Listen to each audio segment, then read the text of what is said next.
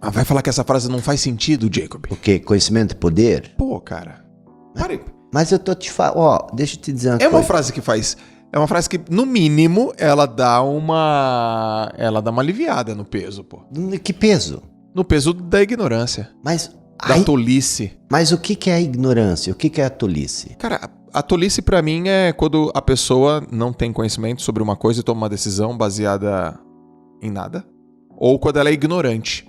Mas presta... Arrogante, perdão. Quando ela é arrogante, soberba, mas o que presunçosa. Mas o que cria a arrogância, a soberba e a presunção?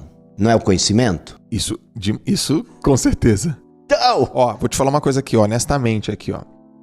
Eu não vou falar todas as vezes, mas quase todas as vezes na minha vida que eu fui presunçoso, arrogante e mala sem alça foi por causa de conhecimento. E aí, de repente, você descobriu o quê? Mas não é que eu... Não, tu responde. Responde. Mas eu valorizava o conhecimento. Mas eu me achava um pouco maior das pessoas... Porque eu sabia uma coisa que na minha cabeça era maior do que ela sabia. Quando tu parou de ser arrogante, presunçoso? Quando tu descobriu que tu não sabia tanto quanto tu sabia. Exatamente. E quando eu valorizei que o conhecimento não estava apenas transvestido na quantidade de livros que eu lia. E nas formações que eu fiz. Mas é ali, é isso que eu falei antes, que é o problema do conhecimento. Não é que você tem que chutar o balde do conhecimento. Cara, eu leio livros, eu estudo, eu ouço você, eu acompanho você. Mas o grande problema é quando você se identifica com o conhecimento. Porque toda vez que você se identifica com o conhecimento, o que acontece? Você se torna o conhecimento. Quando você se torna o conhecimento, você corta o fluxo de algo que as pessoas não acreditam, mas existe uma inteligência superior, existe uma inteligência universal, existe algo muito maior do que tudo isso, que nós somos capazes de assimilar com a mente. Vou supor o seguinte, vou te dar um exemplo aqui que o cara não vai ver, mas imagine que os dedos da minha mão sejam o conhecimento, tá? Tá bom. Quando você se identifica com esse conhecimento, ele se fecha num nó. E quando o conhecimento se fecha num nó, ele corta todo o fluxo. E aí o que acontece?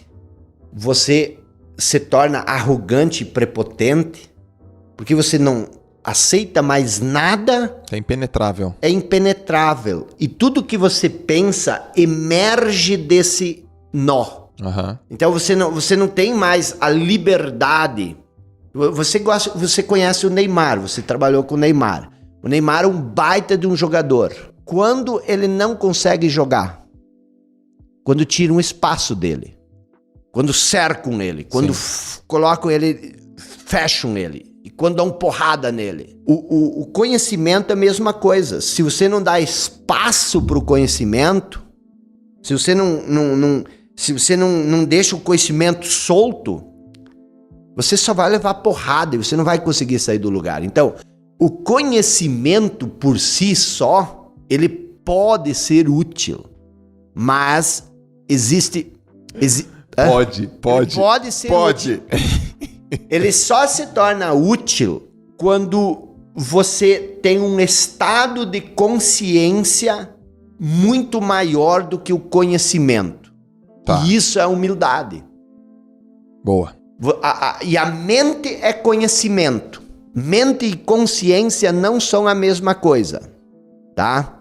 Mente e consciência, a mente não precisa... a mente é um ponto na consciência.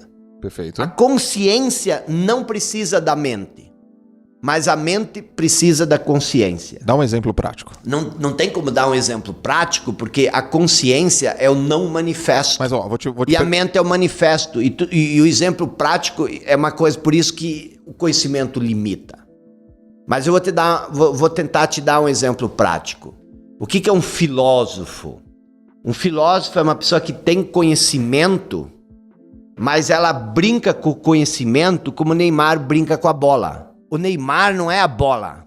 Então o que acontece? Se você não tem lugar para fazer uma embaixadinha, você não consegue fazer uma embaixadinha. Uhum. Então, por exemplo, Quando você fala de Francis Bacon, tá? A primeira coisa que eu faço, eu olho isso de um estado de consciência maior. A frase conhecimento é poder, ela está dentro de um vasto campo de consciência. E eu cerco ela, eu questiono essa frase. E essa frase ela vai ter que sobreviver às marteladas, entendeu?